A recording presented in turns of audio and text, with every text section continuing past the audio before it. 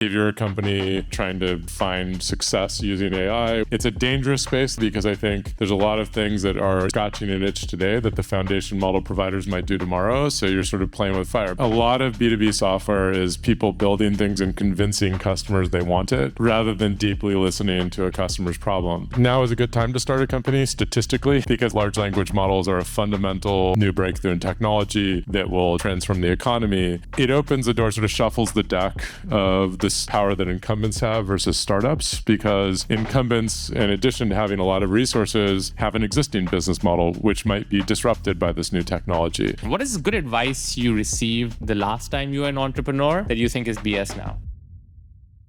-1 to 0 is about turning the illegible into the inevitable. We started SPC 10 years ago with the mission of helping founders figure out their life's work, about helping people navigate that amorphous phase where you have ambition, but the ideas are still crystallizing and taking shape and focus. SPC is designed to help you discard the good ideas in search of the great ones and to help you find your global maximum by leaving behind the local maximum. We believe in taking your time, but as fast as you can. So go ahead and apply for the SPC Founder Fellowship so we can help you turn the illegible into the inevitable.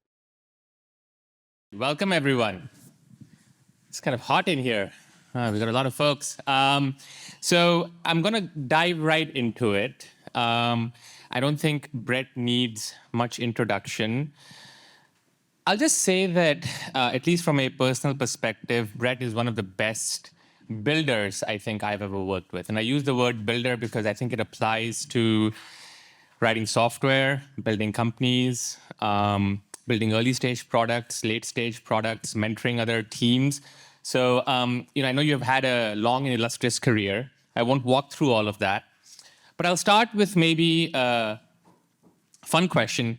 Bret, do you think if vibe coding was a thing in 2004, you could have vibe coded your way to Google Maps?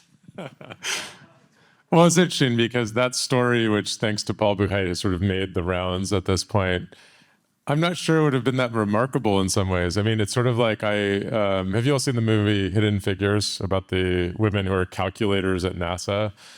And now, it's sort of like the movie's remarkable because that job existed, and that story of like, oh, I rewrote Google Maps over a weekend. It's like, yeah, who doesn't, It's like AI agents, And so I sort of hope that story will be like talking about the human calculators in NASA, like, wow, people did that, and that's what's kind of fun about right now. I mean, AI is both very exciting and a little scary because it's very exciting because it's pretty magical. It can do things we were just talking about moments ago. There's aspects of it that already feel super intelligent. It's not quite true general intelligence, but it's pretty remarkable that I think it probably surpasses what most of us would have defined as AGI 3 years ago already. And we just keep on moving the goalposts. But it's changing our jobs. And notably, I think there's this interesting meta point, which is we in the software industry are probably disrupting our own job almost as much as any other. And I can't think of much historical precedent for something like that. But I like it. I actually like the fact that what made me like a distinctive engineer in 2000, it was actually 2005 when I did this. Yeah. Is obviated by technology. I think that's kind of cool. Like it doesn't stress me out. But I think like, what would the 10x engineer 3 years from now look like? It's probably a completely different set of skills, and I think that's really exciting. So that's why I'm like more looking forward, and I hope it's like a vestige of the past. This is interesting though. Now I feel as though the stakes for every hackathon just have gone up massively. Because, like you're supposed to build much. Who can operate the code generating machine the fastest? Yeah, exactly. Yeah. I mean, what can you build in 8 hours, right? Bret, when we do these talks, one of my questions is, tell me about the -1 journey of a particular project or company. That is hard for you because you have done so many. You've done FriendFeed, Facebook, Quip, Salesforce, now Sierra. So instead, I'll ask maybe you to zoom out and... I'm not sure I deserve the -1 credit for Facebook or Salesforce. We'll go thank you. Thank you for that, Vijay. what is your process? I mean, a lot of the folks here are in some version of some part of the -1 journey, trying to figure out what are interesting problems to work on. But what has been your process? Like, as you've been in between, Google and friend feed, right? Like, or in between Facebook and Quip. How did you like navigate those early days of figuring out what to work on, build conviction? What was your process for that? Yeah, I'll try to. I could give a really long answer, and I'll try not to, because I think I've gotten better at the -1 to 0 phase, and you learn things the hard way along the way. And my social network was only popular in Turkey, Italy, and Iran. So coulda, woulda, shoulda. I remember it was popular in Turkey. It was very popular in Yes, yes. Turkey. I still have Turkish people come up to me and talk about it. It's But like, let's just say maybe not a viable long-term business, despite the affection the Turkish people hold for me. I actually often start with either market shifts or platform shifts. If you look at the history of technology companies and you look at the top companies in the stock market, Apple and Microsoft were born in the birth of the PC and the microcomputer, and they contributed to those technologies. But because the PC was such a significant new invention, it changed a lot. It changed. It's probably why there was such a huge productivity boost in the 90s, if you look at sort of economic data, and they are now multi-trillion-dollar companies.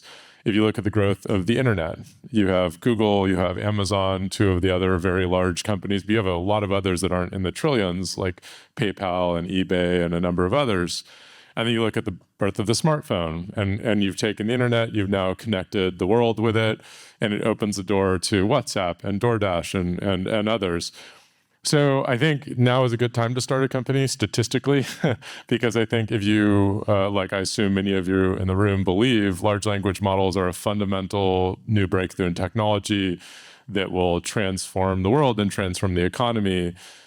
It opens the door, sort of shuffles the deck of the power that incumbents have versus startups, because incumbents, in addition to having a lot of resources, have an existing business model which might be disrupted by this new technology.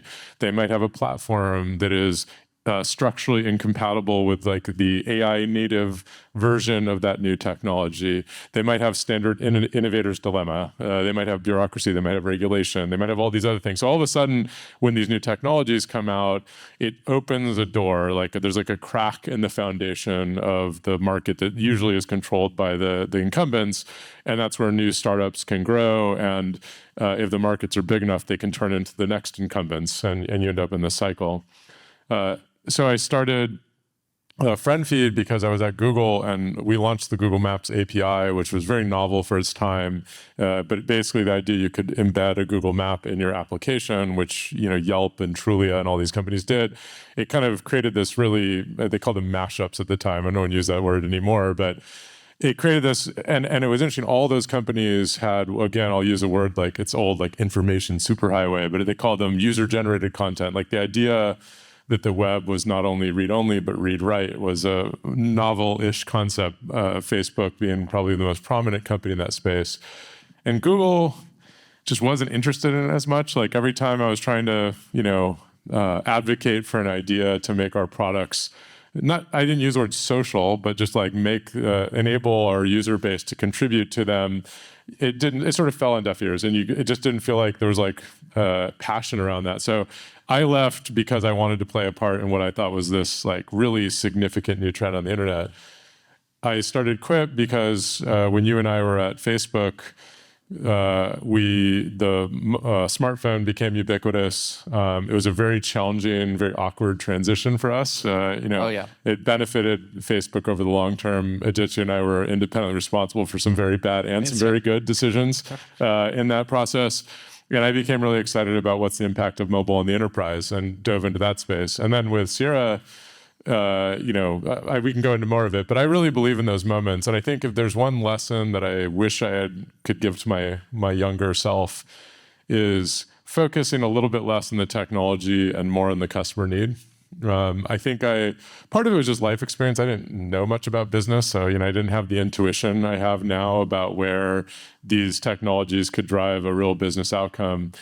But I do think that, like, if I look around a lot of startups, if I have a critical eye to it, a lot of them are very extrapolations of the technology rather than a projection of the technology on a business problem. And I think that's where real value is unlocked.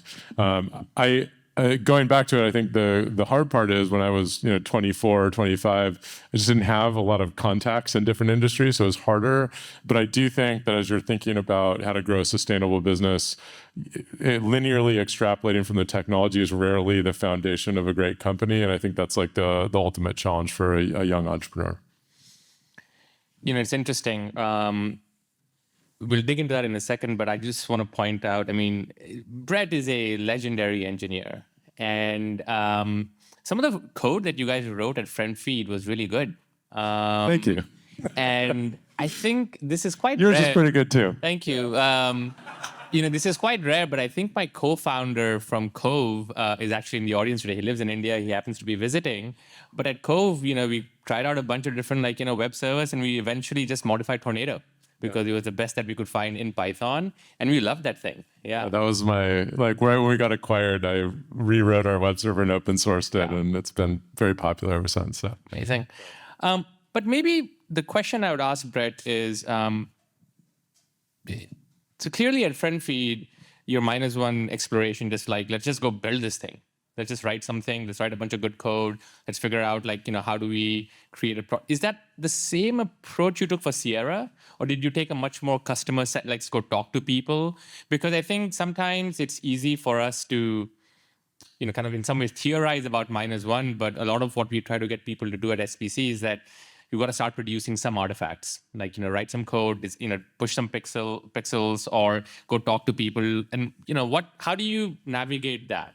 At Sierra, we started pretty differently. I actually started with a more formal discovery process of chatting with different folks I knew in different industries and asking them for advice, but not advice in the tell me how to build a company sense, sort of saying what are the problems that you would like AI to solve at your company? And so doing real structured discovery.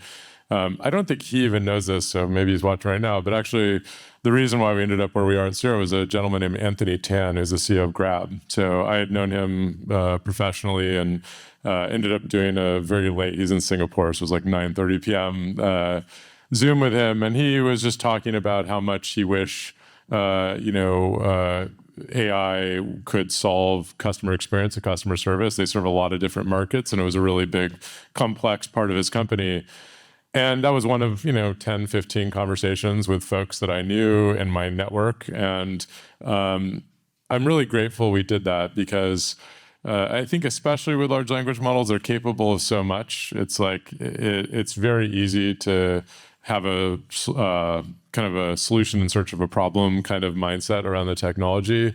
And those conversations we structured very specifically. So I started with very broad conversations. What are the problems you wish we could solve, in general? And then by the time we had thought about the impact of agents to offer customer experience, we ended up sort of with increasingly high fidelity conversations, like more or less, if we built this, would you buy it? Wow. Not quite that transactional. And we learned a lot through that process. I think that largely applies to B2B software. I think there's a bit, consumers is a very different market. But I'm very grateful that we did that. And again, going back to some of the mistakes I've made in previous companies, I think that a lot of companies say they're customer centric, but I think a lot of it's bullshit. I think there's just a lot of B2B software is people building things and convincing customers they want it rather than deeply listening to a customer's problem. That doesn't mean you literally do what they want. There's the famous Henry Ford quote about, they would have said they wanted a faster horse, but do you deeply understand the problems you're solving for your customers? One of our values at Sierra is customer obsession, which is not a very unique value, but one of the sentences in that value is we judge our success by the outcomes we drive for our customers, not technical milestones. And I think that's really important for those of you developing software for companies. If you don't understand actually what actual business problem you're solving and not not literally what the maybe the project manager is telling you, but what the CEO of the company cares about, you will miss out on key insights in your product. And that's something, as I said, I've sort of learned through. There's lots of battle scars under this sweater that I've learned that the hard way. So, do you think you learned that at Salesforce? Because frankly, I mean, I've worked at some amazing companies.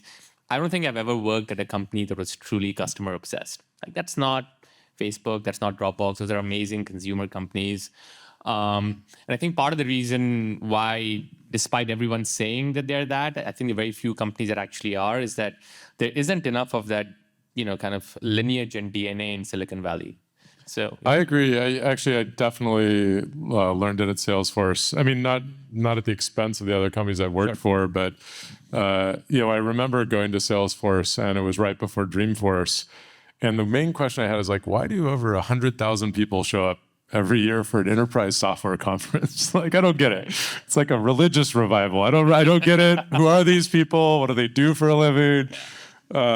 And you really start to see in that company like just a true devotion to the customer base, to the ecosystem, and you can see it by that remarkable display. Probably all of you like don't drive into San Francisco that week because of the traffic.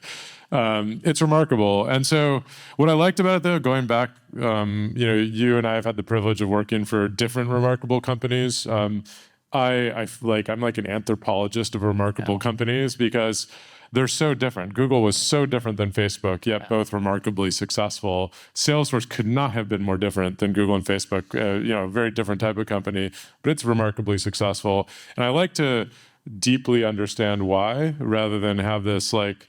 I remember going into Facebook, and you were so receptive, but there were some folks I won't name who are just like, "I hate Google. We're better." And I'm like, yeah, you're like different, like it's just a different DNA.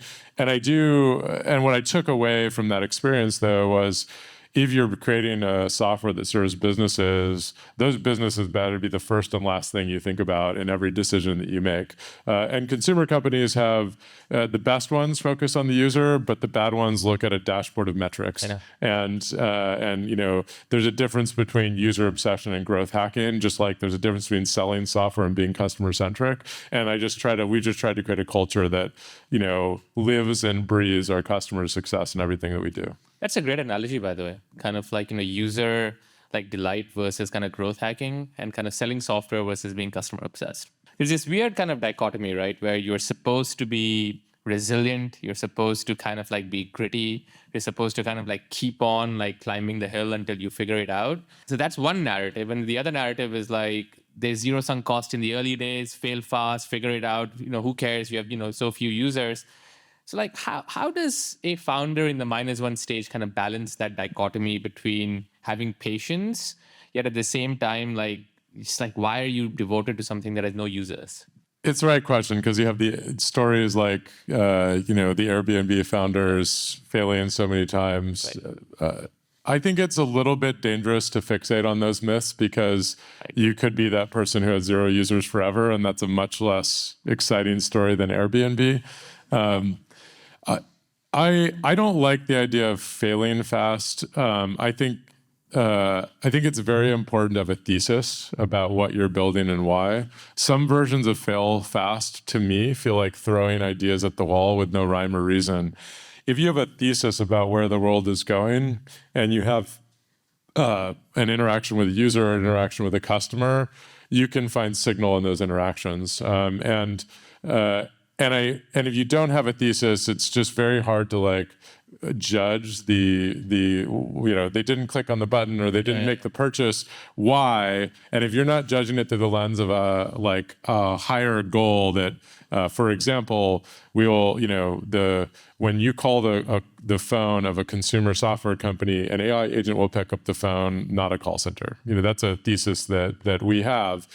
And you can that can be something that you believe in, but how you manifest a company that solves that problem, that's the design space that you're working in. Right. So I think it's very important, if you're starting a company, you have a view of the future that you're running towards. And that's where I think you can have really obsessive conviction. And you might be wrong, but that's why this stuff is harder. Everyone would do it. And then you need to have, strong opinions weakly held on sort of the how. Right. The thing I would say is, I think it's very important to drive honest signals to your ideas in the early days. one of my pieces of advice to B2B software companies is like sell your software. And what I mean by that is like, don't give it away for free. Don't like just let people use it and get their feedback verbally. That seems good, but everyone's gonna be like, oh yeah, it's great. I love it. Yeah, it's awesome. And you're like, well, you pay for it. Oh, well, yeah, next quarter I'll think about it. Maybe when we get this project done, da da da. And if you believe what they're saying, you'll be like, oh, next quarter they're going to do it. What they're really telling you is you haven't created something valuable enough to buy. That's a very polite way of saying. It's like when you break up with someone, you say it's not you, it's me. It's you. Like that's just the honest truth. And so, like I think the only signal you can get in capitalism is like exchanging money for goods and services. And so if you're not actually like seeking out these signals in what you're doing, you're not actually getting signals from the market. And so I think it's very important to have a thesis about the world, where the world is going. I think it's perfectly reasonable to be unreasonable about that thesis. That's why entrepreneurs are often contrarian and all that stuff. You should be open-minded that the approach you're taking is incorrect, and you should seek out real market signals because I think the narrative building is the biggest danger in startups. Like, oh, well, this company didn't like it for these reasons, but really they're not representative or they're wrong. And if every single one of your prospects, there's some justifiable reason why they're not representative, maybe it's you. And I think it's very important to force yourself to have honest conversations with the market. Bret, what do you think is different about starting a company today in kind of the AI world versus, kind of the other companies you've started? I'll describe right now, it's very hard to predict the future, like more than a few years from now. We're happy to talk about that. But with the marginal cost of creating software is going to zero, I have no idea what we're all going to be doing in 3 years. I'm just kidding. But it's complicated. But right now, this market does feel different. I graduated from university in 2002, which was, or my undergrad anyway. And when I got to Stanford in 1998, it was the peak of the dot-com bubble at Stanford. So it was insane. Yeah, it's amazing. I never bought food because you just go to the computer lab and there's free pizza sponsored by a startup, which was great, by the way. And then by 2002, there's tumbleweed blowing through the same computer lab. And so it's just a really interesting time, and it feels a bit like that. And I've made this argument before, but I believe it, which is, when I say dot-com bubble, often people who are around then or study it think of the failures, pets.com and buy.com and, all these companies that had Super Bowl ads, many of whom went public, by the way, and just don't exist anymore. But then you look at the top of the stock market and you have Amazon and Google alone, which represent a huge percentage of the S&P 500. And then you look at a number of the others like the eBays and the PayPals of the world, and you're like, man, if I could have an index fund including pets.com, but as long as it included Google and Amazon, that was pretty good. So actually, with the benefit of hindsight, all the hype maybe was justified. And there were some really, really transformative companies that actually transformed the economy just as much as everyone said it would, by the way. And there's also some bad companies. So kind of if you draw forward, I think AI is similar where, if you went back to 1999 and we said, what are the big markets on the internet? We probably would have included commerce and search, almost certainly. 100%. It wasn't like, oh my gosh, what a clever idea, searching the internet. Everyone knew it. Yeah. Just like today, you would say software engineering, customer service, you could list the industries impacted by large language models. We're almost certainly right. It's not the idea is complicated, but it's we're the leader in the market at Sierra for customer service. We have to we are not entitled to that lead. Yeah. And just like you have the fight to the death with Cursor and Windsurf and all these others. So it feels a lot like that market to me, where I think those of us close to the market, it's very clear which parts of the economy will be impacted. There are some that might surprise us as well. I think we're right. I think it will be very impacted, and there's billions of dollars to spend in all these markets. And now the free market is playing out of who gets to write the history books, Amazon or buy.com, Google or Alta Vista, right? And it turns out most of you probably don't even know what Alta Vista is. It was a search engine. It was a really big deal at the time. And that's the thing, victors write the history books. The thing there's a few things different though. There's been all these neat graphs about the compounding effects of technology. When the internet came out, I don't know how many PCs there were in the world, but we plateaued in the early 2000s around 2 billion PCs is my understanding. So we didn't reach quite the Microsoft vision of a PC on every desktop. It reached mainly the Western world and the business world. Then, since then, though, we have smartphones, and now there's more smartphones than people, and we've more or less connected the whole world on the internet. And now you have AI, and the economic opportunity is huge, probably independent of those technologies. But now you have these rails on which you can deliver this technology fairly seamlessly to the whole world at the same time. So the growth is just extraordinary. Like reading about Cursor's revenue numbers, I mean, I'm like, holy shit! And like you check it once a month, and it's like you've created 5 new companies in that time period. So I think it's like the dot-com bubble in the sense, through my lens, which is actually, it was a justified level of excitement, but on like super drive, like, Right. on 10x speed. And that's insane. I'm the chairman of OpenAI. I run a fairly successful applied AI company, and I have trouble keeping up with everything going on. I'm probably most well situated in the world almost to do so. So it just feels insane to me right now.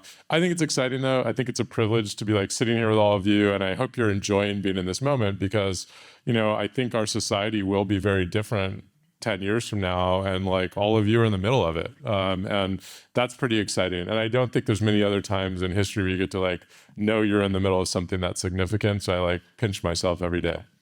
It's like you definitely need to just be like, ride the wave. It's like you wake up every morning and you just can't control it. Like, the wave's coming, you just ride the wave. Yeah. This is like, if you're a control freak, you're not going to know everything. There's going to be a bunch of stuff happening. There's probably 3 more competitors to your thing that you haven't heard of. In this conversation, 3 new competitors. Like somebody came up, it's all good. Just like, ride the wave. So maybe, Bret, the question I'd ask is, what are some fantastic ways to do stupid things with funding that people receive for AI companies? Because, I think one of the lessons maybe from history is that, like Alta Vista, InfoSeek, Lycos, all of those folks. I'm impressed with you. So they probably made a bunch of like, dumb mistakes in retrospect. So what do you see happening today that you might be like, actually, these feel like maybe not, for instance, we talked about this a little bit earlier, that if you're really out there trying to build like a general purpose foundation model from scratch, maybe that's not worth it, But are there other examples of this that you find that, people are not being objective enough or clear-eyed enough about where the value is? Yeah, I'll start with that example. I think there's probably more, but the 3 areas of the AI market that I think are fairly clear and fairly exciting. One is frontier models. Unfortunately for all of you in the room, unless you work at OpenAI or Anthropic or Google, or Meta, you're probably not, building one of those, or X, excuse me. It requires so much capital that it will tend towards consolidation. There's not really a way to finance the level of compute that you need to build one of these models unless you're a hyperscaler or in partnership with one of these hyperscalers. And as a consequence, just like there's not a indie data center market right now, there's not going to be an indie frontier model market either. But it's obviously an extremely important market, and all of the companies in the room will probably pay taxes to all of these companies to license and lease their models to run inference. Then there's the AI tools market. I think this is a tough market to be in, but really interesting because this is sort of the proverbial pickaxes in the gold rush. So if you're a company or trying to find success using AI, what are all the things that you need to do? There's some really interesting companies in this space, and from 11 Labs and others that are sort of like selling, I think, really valuable technology around it. It's a dangerous space, though, because I think there's a lot of things that are, scratching an itch today that the foundation model providers might do tomorrow. So you're sort of playing with fire. But if you look at the cloud market as an analogy, there's a lot of big companies in this space too. Snowflake, Databricks, Confluent, like all these kind of like, if you're going to the cloud, what tools do you need to be successful? So you're going to find a lot of competition with the foundation model providers, but there can be some really meaningful companies created from it as well. And then there's the applied AI company. And I think what were SaaS applications and 2010 will be agent companies and 2030, in my opinion. I think I obviously a huge believer in Sierra, my company. There's others like Harvey that I love as well, serving the legal market. I think for a lot of job functions departments, you're going to have a company that builds an agent or agents that serve the needs of that department, the need of that job function, whether it's being a paralegal or answering the phone for a customer service call. And just like the cloud market, sometimes you want to lease a server, sometimes you want to buy a solution to a problem. And I think that's what these agents companies will do. So going back to your question, what's a good way to destroy your capital in the age of AI? If you're an applied AI company, pre-train a model. That's a good way to burn through millions of dollars. These are very fast depreciating assets. There's ones you can lease. There's open source ones. Like, what the fuck are you doing? Don't do it. Similarly, I think broadly speaking, I think if you look at like the prototypical SaaS company, you probably don't think of them as like an R&D lab. You just like pick, there's big ones, SAP, ServiceNow, Salesforce, Adobe, et cetera. But even the, more modest sized ones, Ramp, Ripley, and all these others are just like, really, really great companies. You think of them as product companies, at least that's my mental model of them. They're using all the amazing cloud technology and others to basically make a really great product that solves a problem really, really well. I think that's the way we should think of agent companies. And I think too many agent companies focus on trying to feel hip in a room like this. And, they think that means like the more fancy AI stuff I can say I do daily, the more respect I'll have from my peers. When really, if you're, doing some paralegal task, what the customer cares about, that it does it well. And if there's off-the-shelf technologies that get you there faster and solve your customer's problem better, you should use them more. So broadly speaking, I think there's going to be sort of a bifurcation of like the research community towards foundation models and the full stack engineering community towards agents. And I think that's good. I think that's I actually think the world, so many companies right now have to build on the foundation models directly because there's not an agent that they can just hire to do the job. And software is like a lawn; you have to tend it. No company wants to maintain software. It's just a cost center. And we've spent the past 25 years convincing them that the total cost of ownership of building software is worse than software as a service, successfully, by the way. Now, let's deliver on that value. So I'm really excited about the applied AI market broadly. Two more technical questions that I'm curious about. How do you think, what's your take on how are we going to make progress in terms of just solving, memory and long-running context for these models? It doesn't feel like we quite have a kind of like a paradigm for this that makes sense right now. Curious if you have a point of view on that. I sort of question the premise mainly just to intellectually spar with you. Do you complain that your computer's CPU doesn't have memory? Not the cache, but yeah. And then you have and similarly, if you have memory in your computer and you turn off your computer, you're like, it didn't remember what I did. And then you well, that's why you have a hard disk. And they say, oh, but then if that computer blows up, it doesn't remember. And well, then you have a network to data storage. We built these layers of abstraction on computers so that you can solve business applications. I think with the model, we've put a lot of burden on what the model does. And certainly, what is an agent versus what is a model? And there's blurry lines between them. And we don't need to get into an intellectual debate. But I think models, are extremely effective at reasoning, and especially with really long context windows and chain of thought reasoning and, all the new techniques of these amazing models, they're really, really effective at reasoning. Do we need them to have memory too, or can we build that on the side? Does every application need the same memory? What is even memory, And so my sense is that's, to some degree, you're describing the market for the agent companies in a lot of ways. In the same way, if you're building an analytics tool, your data infrastructure looks different than if you're building a CRM. You probably have a columnar data store rather than a traditional transactional database. Your customers don't care about any of that. But we as engineers know the difference. And so that's sort of my point on which models you choose, what storage systems facilitate it. Just like in the early days of the PC, you had the spinning disk hard drive and memory, and then we had, flash hard drives and all these other things. Like, I love that. If you haven't found it, there's this Jeff Dean slide on just like latency numbers all the way from spinning disks to, or like the CPU all the way to like going across the Atlantic. And it was like, if you're a systems engineer at Google, you had to memorize that.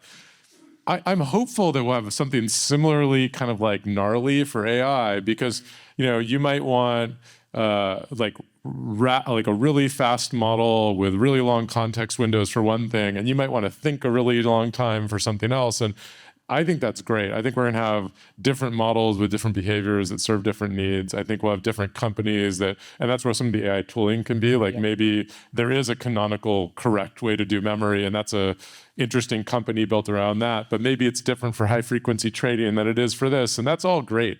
So my view is that, like, do the models need memory? Maybe, but I think as we're building agents on these things, this is where like the next 4 or 5 years of innovation, that's like the help wanted sign for companies in this room. Yeah, maybe the analogy that I'm actually searching for is we still don't know, like the best part about Unix is that it's a bunch of like small decomposable tools that you can isolate and then kind of like recombine on the fly. But it feels as though not knowing how to do that right now for models means that we are trying to stuff everything into the model itself, which feels, it's like pretty hard to modify an operating system, So I think there's some analogy there.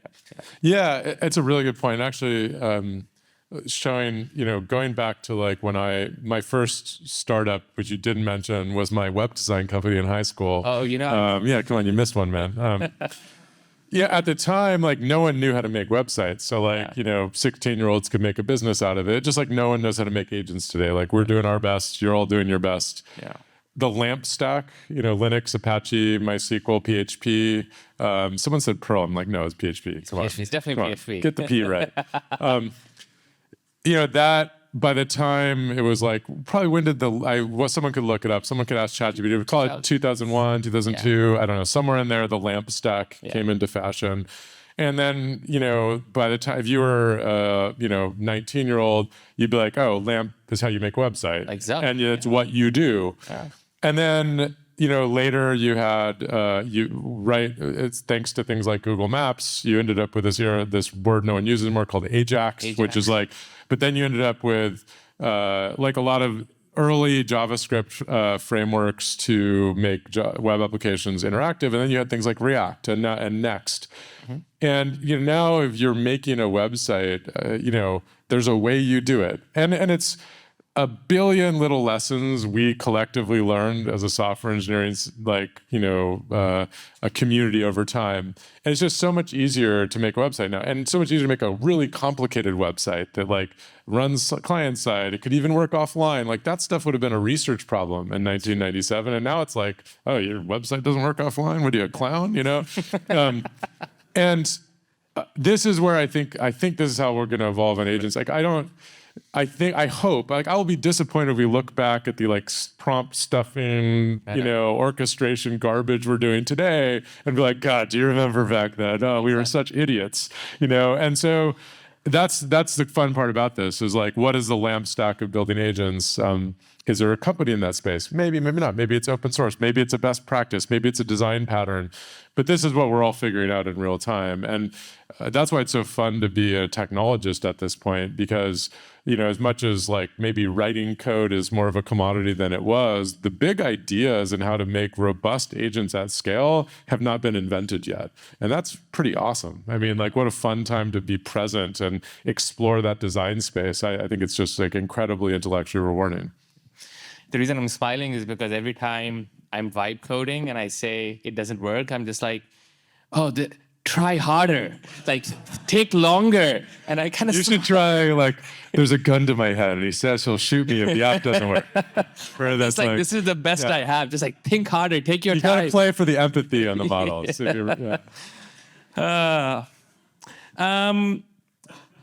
What I'm curious, what makes a great board member? Yeah, I'm like the board fixer of Silicon Valley at this point. I really believe in boards, actually. It's interesting. When I started Sierra, the first thing I did was raise traditional venture capital and create a board. And Peter Fenton joined our board. And I had one person ask me, like, why'd you do that? You could afford to finance it yourself. I really believe in boards. I really believe in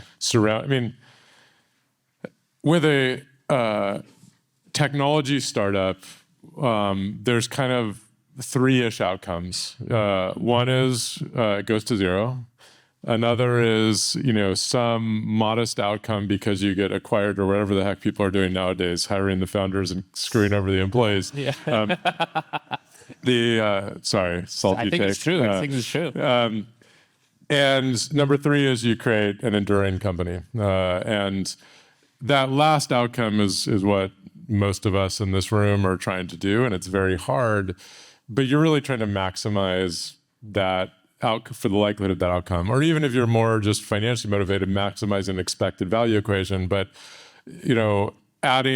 surrounding yourself with people who have an equal stake in what you're producing and give you good advice and help you make better decisions is an extremely valuable thing to do to maximize the likelihood that you achieve that outcome. And there's actually, you might know more of this, but I wonder what the most successful self-funded company of all time is, but there's not that many of them. There's a few, I think Atlassian was somewhat famously sort of waited very late, but there's just, you look at most of them and I just you don't need to be a mathematician. It's very statistically unlikely. And I think it's hard because, do you have other people vested in your success or helping you see around corners who have an angle of the market that you don't see? So number one, which is I think it's really important to think about whom you ask to join your board, and finding a great board can, I think, the proverbial wisdom is a bad board is more likely to destroy your company than a good board to improve. That's probably true, but I think you should seek out a great board, one that actually improves the likelihood that your company is successful. The reason why I joined boards was actually, I think being an advisor is very different than being an operator. I really enjoyed exercising that muscle. It's very hard when you see a problem to not just go fix it if you're someone like me, and to learn how to affect outcomes through giving advice is actually a really unique skill. And because I'd experienced people very good at that, I felt that it was something that partly to sort of pay for the great advice that I had gotten. I said, I want to, play that role in other people's lives as well.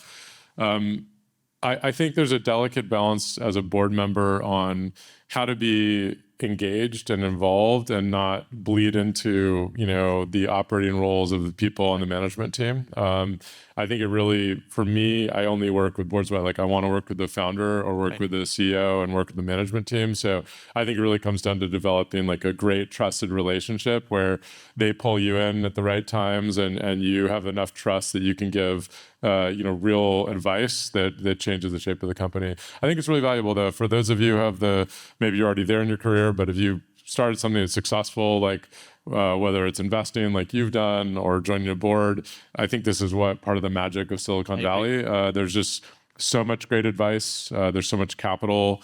I think it's a great way to pay it forward. And I think I view it as sort of an obligation. If we're so privileged to be in this amazing community, find opportunities for success, you should help other people too. And it's a great way to do it. Yeah, that's really well put. I'd say that two things I took away from that I think are worth repeating for most founders is that I think as a founder, if you're in the mindset of let me make sure the worst case outcome doesn't happen, I think that's a shitty way of thinking. It's much more interesting to say that what if the best case happens, then do I have the best people around the table to kind of help me guide through that? But the common case outcome is that the company fails, right? You shouldn't be in some ways trying to prevent that unnaturally in some ways. Yeah, you're in it to change the world, right? And so how can you maximize the chance that you have the privilege of doing that? And I think you should have the humility to know you don't have all the answers. None of us do. And finding someone who's your intellectual equal and then having the humility to listen to their advice too. Someone a challenge for some people. Peter is great. I would, he would be an amazing first board member at any company. And the second one, at least for boards, is that I think that I don't take a ton of board seats myself, but when I do, my mental model is I'm going to spend the time with the founder anyways because I love what they're working on. I really want them to succeed. So if it makes sense to do it in a way that might be a little bit more structural, like that resonates.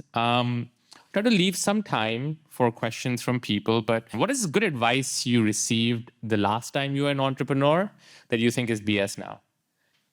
Let me think. I don't have a great answer. That's a very good question that deserves a good answer. We'll come Let back me to think. I'm going to come back to it. background process that and So have a good put that answer. into your context window. Brett, I mean, you started to cover a little bit of this in terms of wanting to give back in the community, but I'm curious, like, what motivates you now? You've had a bunch of great hits. Like, how do you stay curious? How do you stay motivated? Like, is there something that is, the deeper underlying reason? Because some of it could just be, I love playing the game. What a privilege.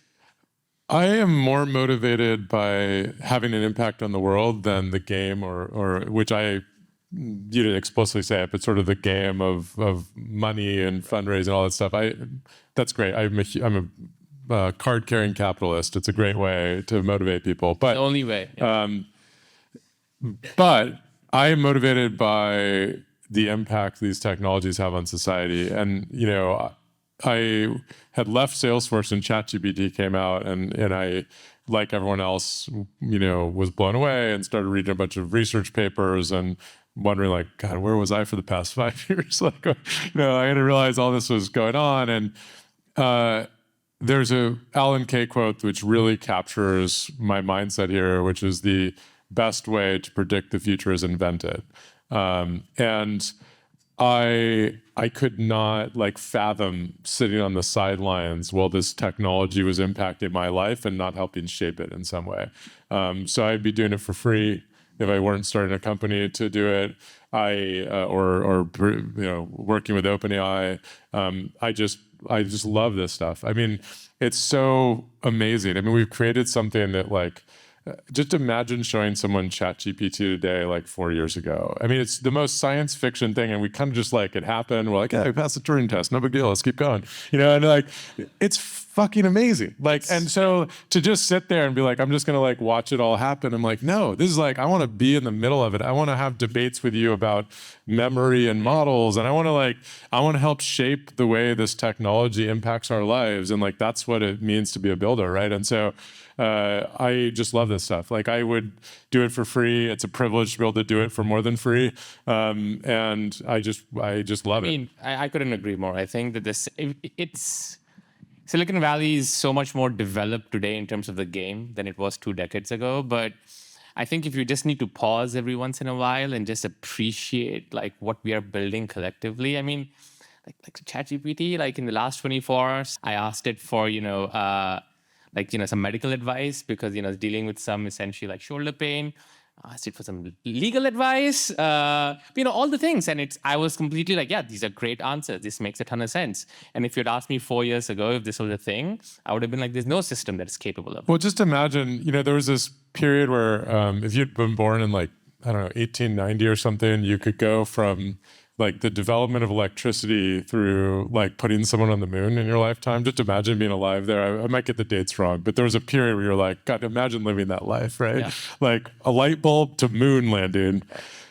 We might be in an era like that. We brought the marginal cost of power down, electricity, transportation. I wouldn't say it's gone down quite as far, but it's definitely gone down a lot. And now we're going to bring the marginal cost of intelligence down as well. And I just don't know, I can't imagine going to a room and not being able to flip on a light switch and imagine 10 years from now just being of course there's a super intelligence in my pocket. Gosh, can you imagine not having that? Right. And that's the world we're about to run into. And so that's exciting to me. And as you said, it's just what a cool time to be alive, in my opinion. So I'll end with this question before maybe having a couple of questions from the audience. Brett, I think it's a tricky time to raise children and to kind of know how best to, in some ways, educate and prepare them for a world that might look pretty different. So I know you have three children yourself. I have 3 myself, so how do you think about that? Do you have a framework? Do you have guiding kind of principles there? There was a adage in higher education, you go there to learn how to learn. It had been sort of maligned as the cost of higher education went up. It's like learn how to learn and get a bunch of debt in the process doesn't sound quite so, appealing. But I do think the principle is roughly right. I think there's a danger to become sort of ossified in the tools that you use to use your job. I've used the metaphor, but I like it, which is like, if you're an accountant and Microsoft Excel came into existence in full maturity overnight, how quick are you to abandon your HP calculator and your binder and learn pivot tables, right? And it's a very different job at that point. But your job of being an accountant is roughly the same, but the way you do it has changed dramatically.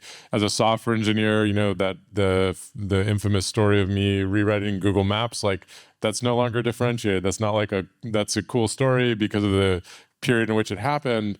Now it's like, how do you become the best operator of a code generating machine? But you're still making products for your customers. It's just a very different job. So I think when you think about raising children in this environment, I think first of all, I have a ton of empathy for teachers. My sister's a public school teacher. Everything just doesn't contemplate the existence of things like ChatGPT. So like take-home essays, all these things are just like not the right way to judge progress anymore, and that's tough. So we're just in this awkward phase of the technology exceeding the systems that we use. But I don't know if it's the same, but like when I took the AP calculus test, we were able to use calculators. I imagine TI-89? Yeah, TI-89. I think it's like the same calculator now, amusingly. I imagine the test changed, through that. I would be interested in someone who's like a history of the AP test. But they sort of said, hey, look, like a calculator's a calculator. Let's make sure the AP exam in math doesn't like advantage people for using a calculator, or maybe advantages people for using it well, but not like. And I certainly think we haven't gone through that transition, but let's assume we sort of figure all that out. The question I have is like, how do you help people grow as a person, and how do you set up a child to be successful in an age surrounded by all these like incredible tools and powerful systems of intelligence? I feel more optimistic than many on this. I think there was an MIT study talking about people using, I don't know if it's a study, there's so many things like on archive that aren't reviewed, so I have no idea. It could be total BS, but I read it online. People using ChatGPT for something, didn't exercise one part of their brain, and we're all doomed or something. Maybe, maybe not. I am an optimistic person. I'm very optimistic about humanity. I think it will amplify people's ambition. If you're a filmmaker or an aspiring filmmaker, you probably can make something as powerful as Inception in terms of visual effects quality without a lot of help or financing now. I think that's really cool. If you're a product designer, you can probably make an app now without spending as much money through, what we call vibe coding. I think that will go the way of Ajax and information superhighway. We'll probably call it something different in the future. I think all of this leverage that we're giving to individuals is incredibly powerful. I think it removes gatekeepers. If you have someone with a vision, they don't need as many people to give them permission to, affect change in the world. So I do think like anything that amplifies ambition, it can have the opposite effect. And I think we've seen that in various parts of our economy. But I also think there's great equalizing and democratizing force with this technology too. You mentioned legal and medical advice. That's really powerful for people. I mean, both of us can afford human medical advice, but that is widely available to anyone. Yeah. Same with legal advice, same with a lot of other financial advice. So I think there's a lot to be played out here. And so I always like to say, like with my children, it's like I'm trying to teach them how to use these tools in their everyday lives, not crossing the line where they're not thinking, but using it to sort of, like when we're walking around and they ask a question, we'll pull out ChatGPT and have a conversation with it. And it's a way to expand their minds, change the way they think, learn about a topic. My favorite example, you're not quite to this stage yet, but my daughter came home with Shakespeare and she asked me about it. I was like, I had this Pavlovian, like, or this PTSD response because I was just like not very good at it the first time. Yeah. And we took a picture, put it in ChatGPT, and I was like, iambic pentameter, blah, blah, blah, blah, blah. And I was like, this has saved my life. I didn't have to remember it as a parent. And it was so cool. I mean, we're chatting about, I don't remember which Shakespeare play it was. And so I want to create that world, and I think it's on all of us to do so.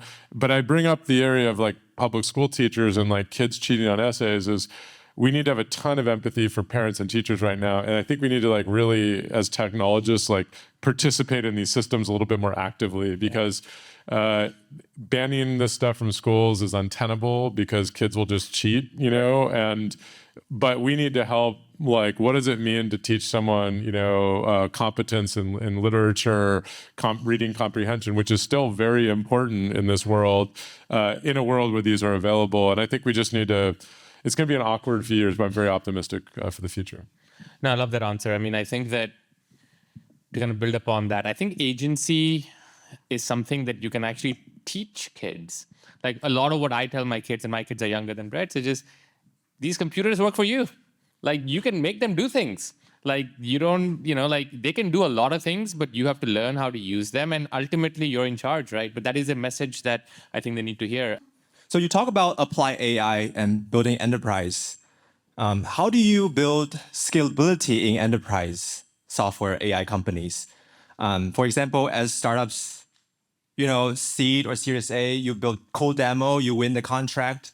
It could be 1 million, could be multi-million. But it's easy to fall into the pitfall of, let me just build demos and win contracts. And, for example, in the Sierra, the successful cases, you probably have your customer success agents, your customer agent is solving a lot of problems, but all the customer problems have slight variations. How do you build commonality and scalability in your company, in your product, so that you don't fall into demo-driven sales and actually build scalability in the activation and future long-term enduring stage? Yeah, as it relates to enterprise software, I'm a big believer in industry focus. I think for this reason, if you talk to a mid-market clothing retailer and you talk to 20 of them, they'll have very similar business problems. They probably have very similar software stacks as well. And if you talk to the 4 largest big box retailers, they're different in their own way, but they will have similar shapes of problems with their supply chain and fulfillment and all these other things, and their partners and international distribution.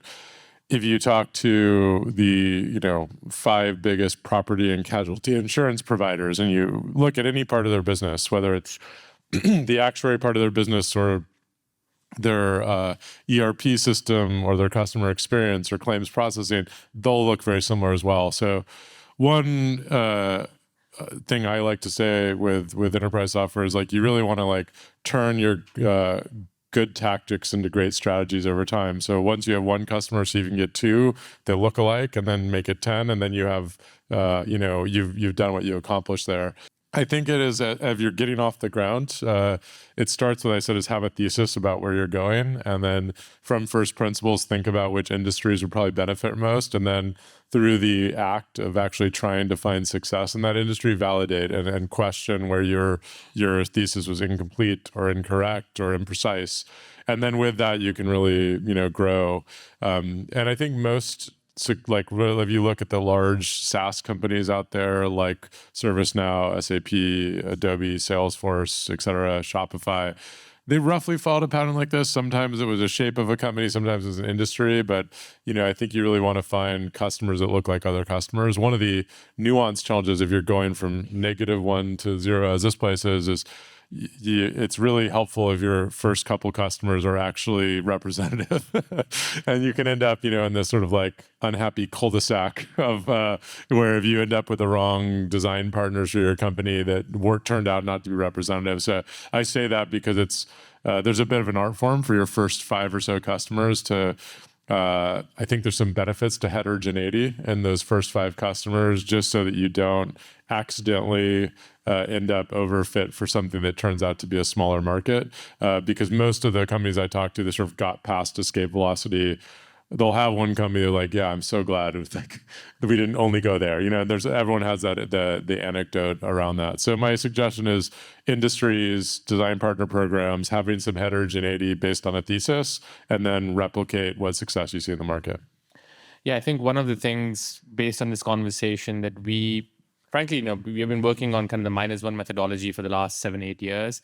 And I don't actually think we're sophisticated enough in terms of, for the set of founders who want to do more structured discovery, I just don't think we are great at knowing how to do that well. So I think that's something that we'll work on. Like, how do you enable some of those initial customer conversations without over-indexing on the precise thing that they're asking for? I think very few people know how to do it well.